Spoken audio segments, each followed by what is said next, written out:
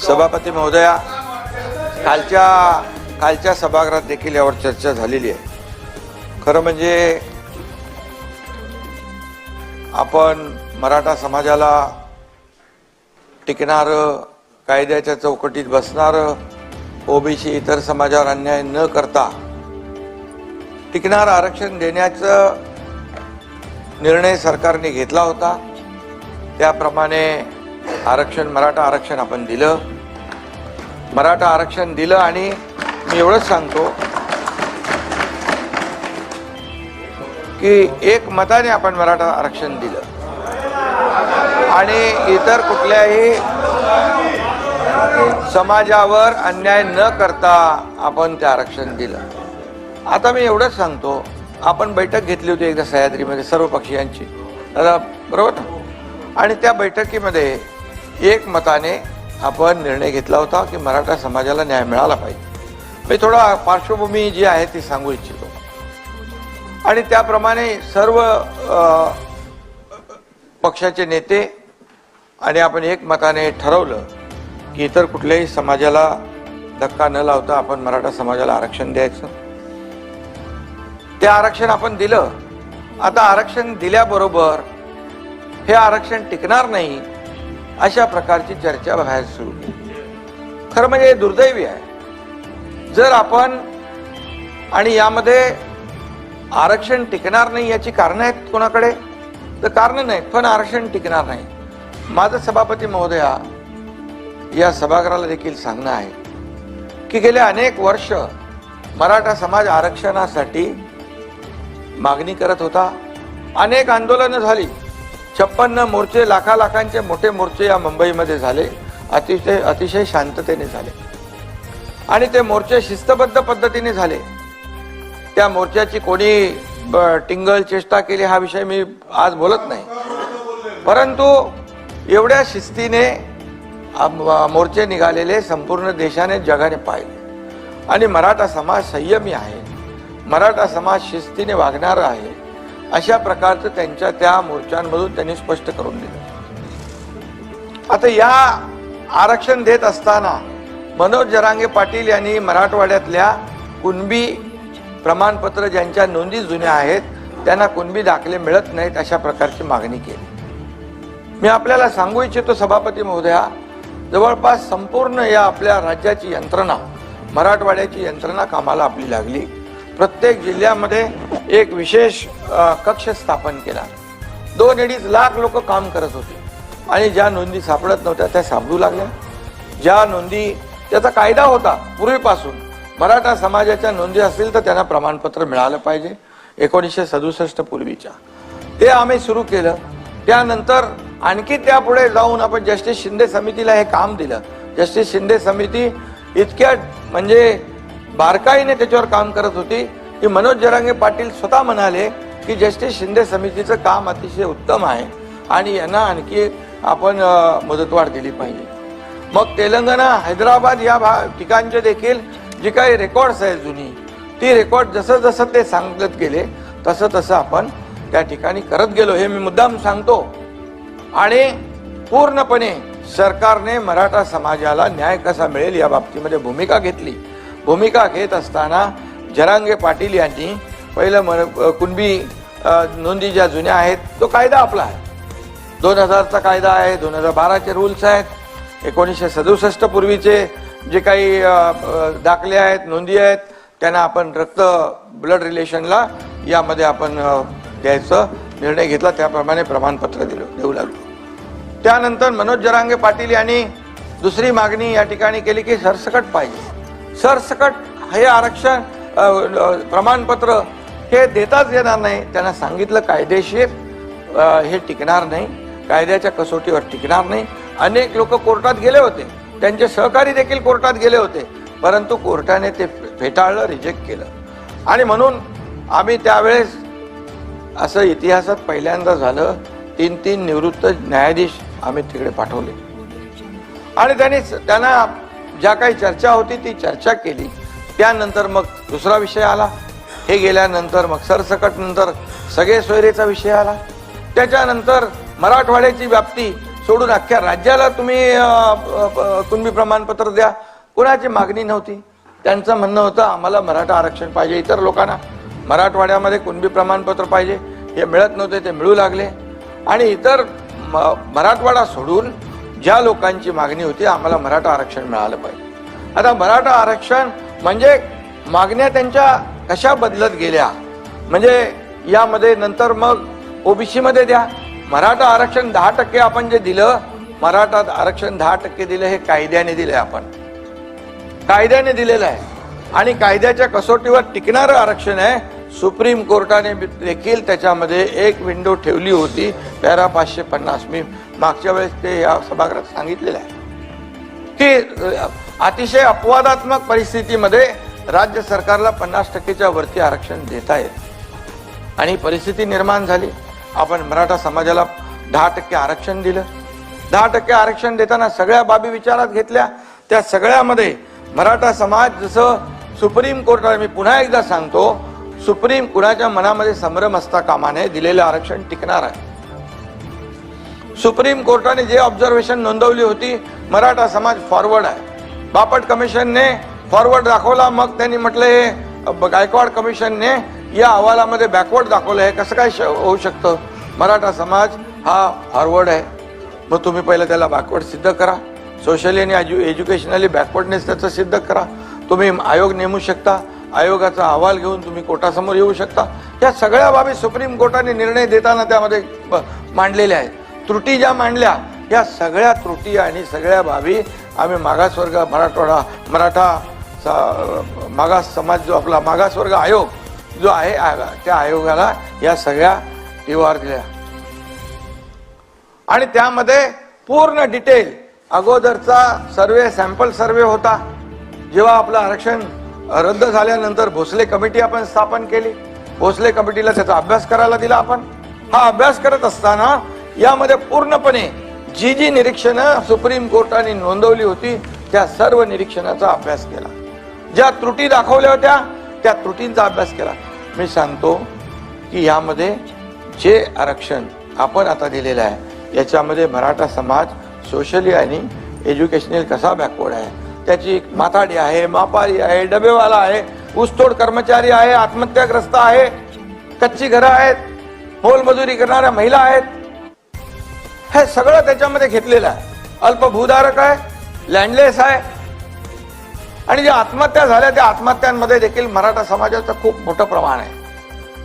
डबेवाले, ह्या सगळ्या ज्या बाबी आहेत आपण त्याच्यावर आणल्या आणि त्याचं टक्केवारी मी जात नाही, माझे सगळे आकडे आहेत, पण मी त्याच्यामध्ये जाऊ इच्छित नाही. पूर्णपणे हे सगळं आपण केलं आणि मराठा समाजाला आरक्षण दिलं. मला एवढंच सांगायचं आहे की इतके वर्ष मराठा समाजाला आरक्षण देण्याची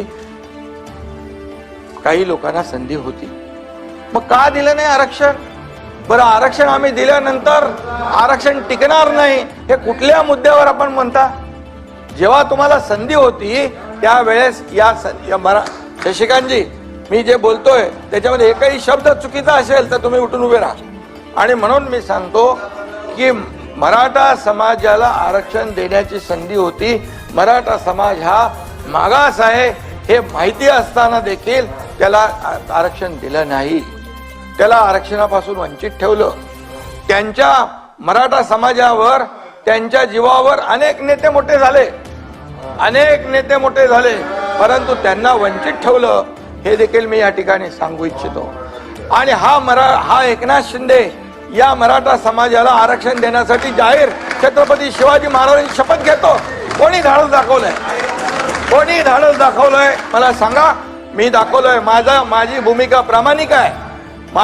प्रामाणिक आहे आणि मी जे बोलतो ते करून दाखवतो. खोटं आश्वासन बिलकुल देणार नाही. आणि मी सांगितलं ओबीसी समाजाचं आरक्षण इतर समाजाच्या आरक्षणाला धक्का न लावता हे आरक्षण देणार. त्याप्रमाणे आमचं सगळं काम चालू होतं आणि त्यामुळेच मी ते बोललो. आणि त्याच्यानंतर त्याच्यापूर्वी इतक्या वर्षामध्ये आता आपण जेव्हा देवेंद्रजी मुख्यमंत्री होते त्यावेळेस देखील हे मराठा समाजाला आरक्षण आपण दिलं. आम्ही होतो, चंद्रकांत दादा कमिटीत होते, आम्ही सगळ्या कमिटीमध्ये होतो. आणि त्यावेळेस देखील ते दिलेलं आरक्षण हायकोर्टमध्ये टिकवलं. सुप्रीम कोर्टामध्ये देखील जोपर्यंत सरकार होतं, मुख्यमंत्री देवेंद्रजी होते, आम्ही सगळे होतो, तोपर्यंत ते आरक्षण रद्द झालं नाही.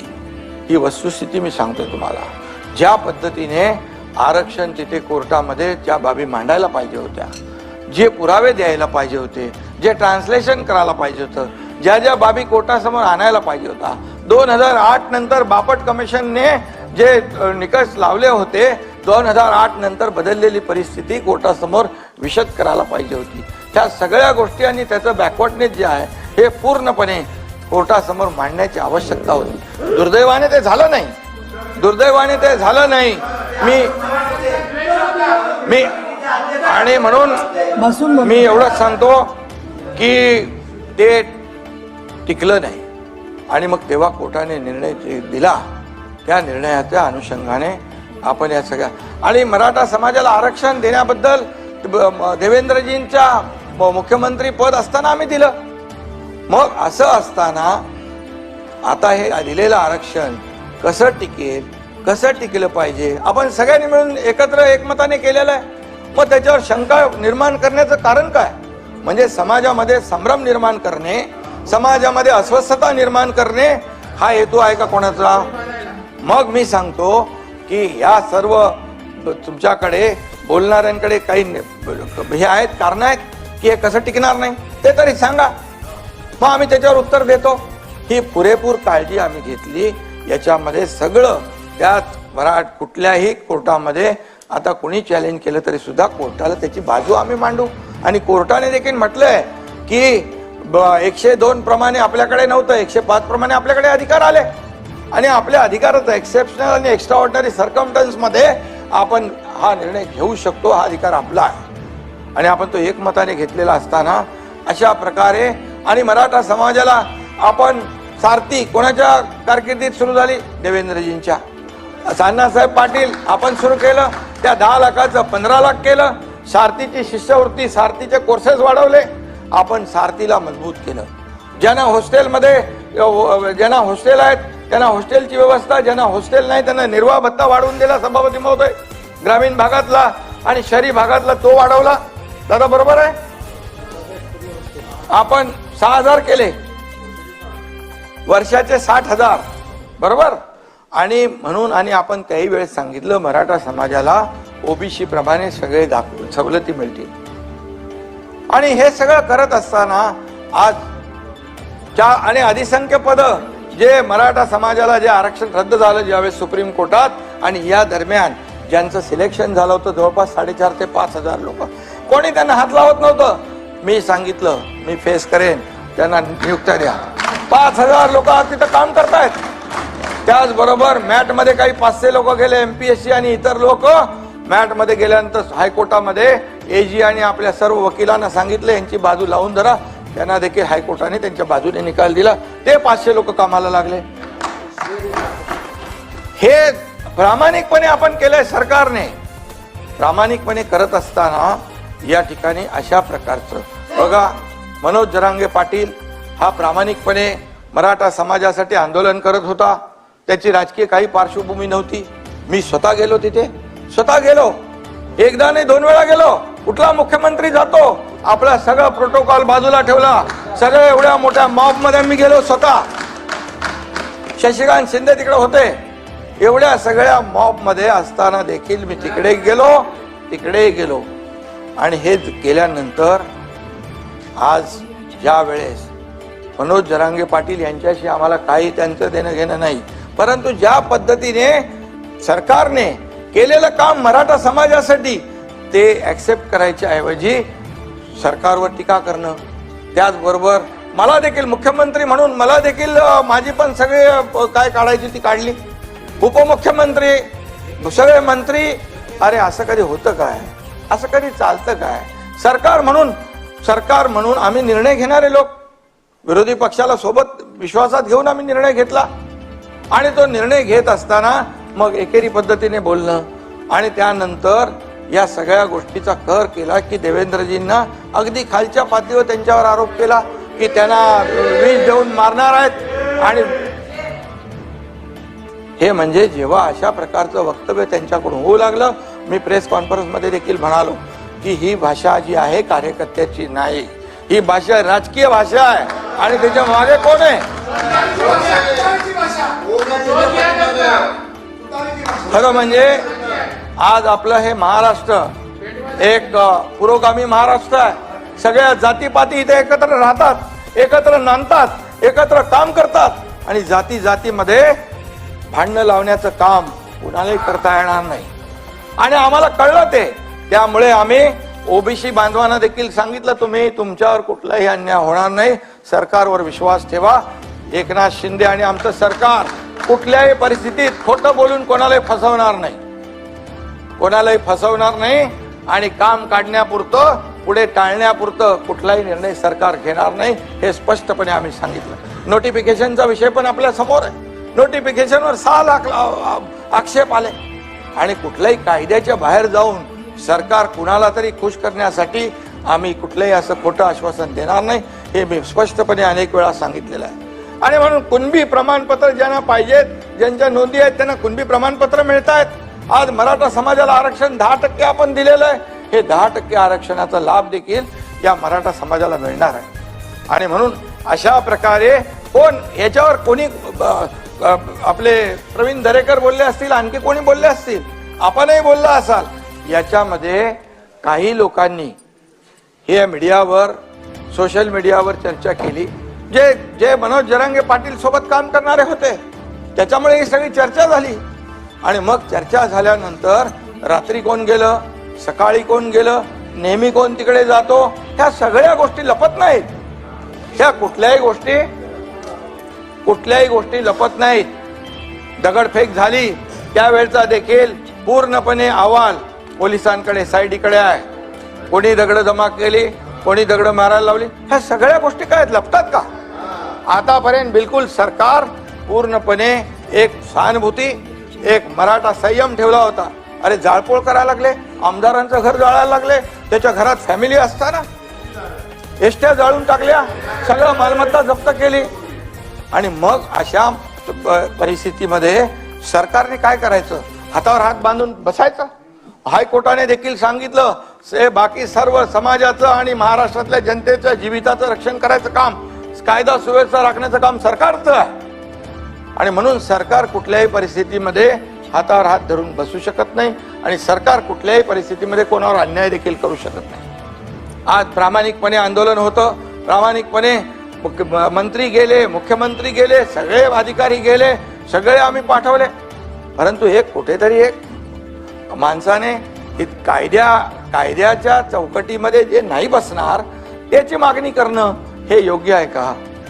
आणि म्हणून ज्या गोष्टी बाहेर येत आहेत आणि देवेंद्रजींना हे करणं, आता कोणीतरी म्हणालं, अंबादास तुम्ही म्हणालात की मुख्यमंत्र्यांच्या बद्दल ते बोलत नाहीत, ह्यांच्याबद्दल बोलतायत, म्हणजे आमच्यामध्ये काही दुफाळी होणार नाही. कारण माझ्याबद्दल पण बोललेला आहे तो, आणि जरी नसेल बोलला तरी सुद्धा सरकार म्हणून आमची कलेक्टिव्ह जिम्मेदारी आहे, कलेक्टिव्ह जबाबदारी आहे. त्यामुळे अशा प्रकारचं हे देखील मनोज जरांगे पाटील यांच्या तोंडून जे येतंय, मग का नाही बोलणार हे लोक की मग ही भाषा कुणाची आहे? हे सगळं स्ट्रॅटेजी कुणाची आहे की एकावर आरोप करायचा, दुसऱ्याला सेफ ठेवायचं? पण आमच्या सरकारमध्ये कुठलाही निर्णय, मी घेतलेले प्रत्येक निर्णय, दोन्ही DCM, आमचे संबंधित मंत्री यांच्याशी चर्चा करूनच शेवटी हा राज्याचा एक संवेदनशील विषय आहे. आणि म्हणून अशा प्रकारे जे आपण आता दिलंय, मराठा समाजाला आरक्षण 50% दिलंय, तिथे कुणबी प्रमाणपत्र जी आहेत ती मिळत आहेत. आणि जो काय बॅकलॉग होता मराठा समाजाला मिळत नव्हतं ते सुरू केलं आपण. त्याचं सगळ्यांनी स्वागत केलं पाहिजे, सगळ्यांनी त्याचं स्वागत केलं पाहिजे आणि त्याच्यामध्ये कसं टिकेल या बाबतीमध्ये बोललं पाहिजे. आणि म्हणून मला वाटतं की याच्यामध्ये जे काही यांनी मुद्दे उपस्थित केलेले आहेत कोणी, आणि कायदा सगळ्यांना समान असावा, मी प्रेस कॉन्फरन्समध्ये पण बोललो, कायद्यापेक्षा कोणी मोठा नाही. मुख्यमंत्री असला तरी तो सुद्धा नाही, कायदा त्यांनी पाळला पाहिजे. आणि म्हणून कायदा आपण या सार्वभौम या सभागृहामध्ये कायदे पारित करतो। या कायद्याचं उल्लंघन कोणालाच करता येणार नाही जयंतराव, सगळ्यांनी कायदा पाळला पाहिजे। आणि म्हणून कायद्यापेक्षा कोणी मोठा नाही। काय भाषा, काय हे करून टाका, ते करून टाका, हे झालं पाहिजे, ते झालं पाहिजे, हे बंद करा, हे गाव बंद करा, असं कधी झालं होतं आपल्याकडे? असं कधी झालं होतं आपल्याकडे? असं कधीच झालं नव्हतं। आणि म्हणून याच्यामध्ये बघा, आपल्याला मी सांगतो, हा आपला महाराष्ट्र आहे, आपली एक संस्कृती आहे, आपली परंपरा आहे। आणि या सगळ्या गोष्टी ज्या आहेत याच्यामध्ये कुणाला उतरवा आणि काय काय भाषा, हा असं कसं काय होऊ शकतं? प्रत्येकाने आपली मर्यादा ओळखून बोललं पाहिजे। या देशाचे प्रधानमंत्री मोदी साहेबांनी जगात नाव केलं, आज आपल्याला त्याचा अभिमान असला पाहिजे। नाता भाऊ, जगभरामध्ये आम्ही जातो तर मोदीजींच्या नावाने, आपल्या देशाच्या नावाने सन्मानाने बोललं जातं, आदराने बोललं जातं। आज पूर्वी भारत बोलला की कोणी लक्ष देत नव्हतं, आज भारत बोलला की जग लक्ष देतंय। याचं कारण जे संबंध जपलेले आहे, कोविडमध्ये असेल, इतर वेळा असेल, इतर जगाला देशांना मदत। तुम्ही म्हणा आता मोदीजींच्या बद्दल चांगलं बोलतो, चांगलं केलं तर चांगलं, बाळासाहेबांनी आम्हाला शिकवलंय, जे चांगलं आहे ते चांगलं बोला। अंबादास बरोबर आहे, ज्या चांगल्याला चांगलं बोला आणि नाही ते खरं आहे। आणि म्हणून चांगल्याला चांगलं बोलण्याची सवय आमची आहे, ही शिकवण आमची आहे। वाईटाला वाईटाचं ताकीद, त्याला पण धडा शिकवायचं काम पण शिकवलेलं आहे। आणि म्हणून आज या देशाचे प्रधानमंत्री मोदी साहेब यांच्याबद्दल अशा प्रकारचे उद्गार काढणं हे शोभतं का? असं होऊ शकतं का? ही सरकारची जबाबदारी आहे। आणि म्हणून एका मर्यादेपर्यंत आपण टॉलरेट करू शकतो। एका मर्यादेच्या नंतर जेव्हा वाटलं या पाठवून यांच्या स्टेटमेंटला, बोलण्याला, भाषेला काहीतरी वेगळा राजकीय वास येतोय, त्यावेळेस मग मी पण बोललो की कायद्यापेक्षा कोणी मोठा नाही। कायदा हातात घेण्याचा अधिकार कोणालाही नाही आणि कायदा कोणी हातात घेऊ शकत नाही। शेवटी मला मुख्यमंत्री म्हणून इतर सगळे समाज जे आहेत त्यांची जबाबदारी आपली आहे। उद्या शशिकांत शिंदेच्या गाड्या अडवल्या आणि फोडल्या तर चालेल? नाही चालणार। तुम्हाला तुमच्या मागे सरकार उभं राहील, तुमच्यावर जरी झालं तरी हा सरकार तुमच्या पाठीशी उभं राहील। आणि मी सांगतो पुन्हा एकदा, जे मी जाहीरपणे शपथ घेतली तिथं मराठा समाजाच्या ऐवजी दुसरा कुठलाही समाज असता तर त्यासाठी देखील या एकनाथ शिंदेने ती शपथ घेतली असती। सगळ्यांना घेऊन सोबत आपल्याला हे राज्य पुढे न्यायचंय, राज्याचा विकास सुरू आहे। आणि म्हणून आज जे काही इथे चर्चा झाली, आता नारायण राणेंना एक झालं ना, आपण साक्षीदार होतो सगळे, ते तर केंद्रीय मंत्री होते, ताटावरनं उठवलं, एवढी घाई का होती? ताटावरून जेवताना उठवलं, एवढा काय गुन्हा होता? हनुमान चालीसा वाजवला, ते हनुमान चालीसा देशद्रोही गुन्हा दाखवून त्या खासदार भगिनीला जेलमध्ये टाकून दिलं। 12 दिवस का 14 दिवस।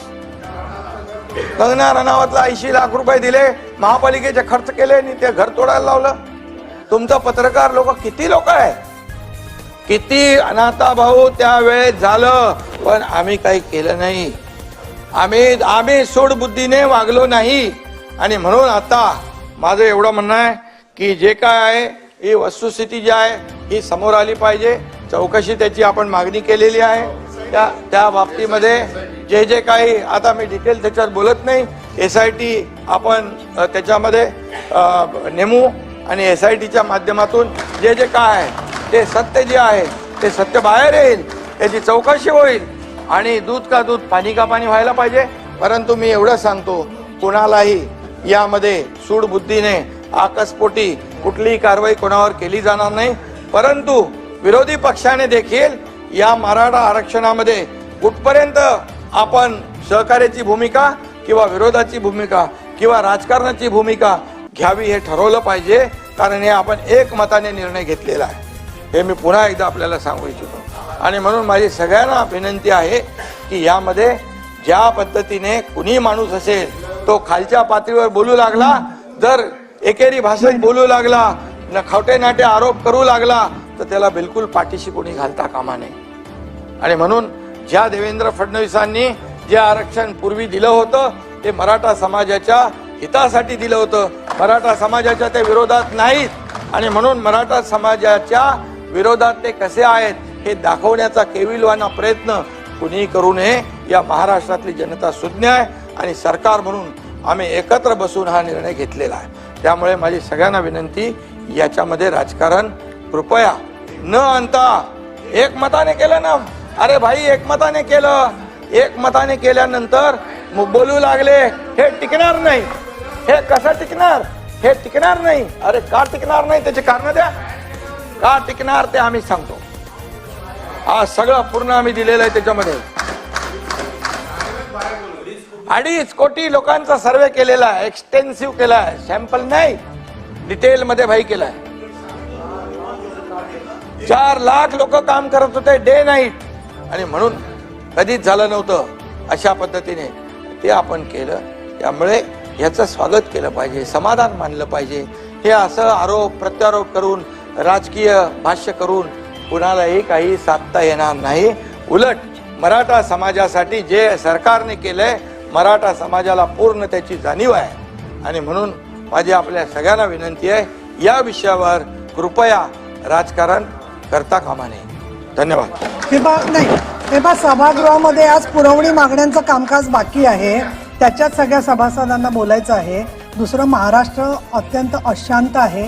20 तारखेला आपलं एकमताने आपण कायदा पास केला. त्याच्यानंतर अनेक नागरिकांची अपेक्षा होती, विशेषतः 10वी 12वीच्या परीक्षा चालू आहेत, अशा वेळेला अपेक्षा होती की महाराष्ट्र शांत राहील. अशा वेळेला आजच्या घडीला आपण भरपूर चर्चा केलेली आहे, त्याच्यावरती सरकारने चौकशी नेमलेली आहे. आता कृपा करून माझी सभागृह विनंती आहे की परत वातावरण गढूळ होईल, परत जाता जाता आरोप कळत नकळत जातील, असं काही बोलू नका. आपण पुरवणी मागण्यांकडे जाऊया. पूरक मागण्यांवरील चर्चेचा आजचा पहिला व शेवटचा दिवस आहे. कार्यक्रम पत्रिकेवर दर्शवलेल्या मंत्र्यांच्या पूरक मागण्यांवर आज चर्चा घेण्यात येईल. पूरक मागण्या आणि त्या ही चर्चा नाहीये, आता विषय संपलेला.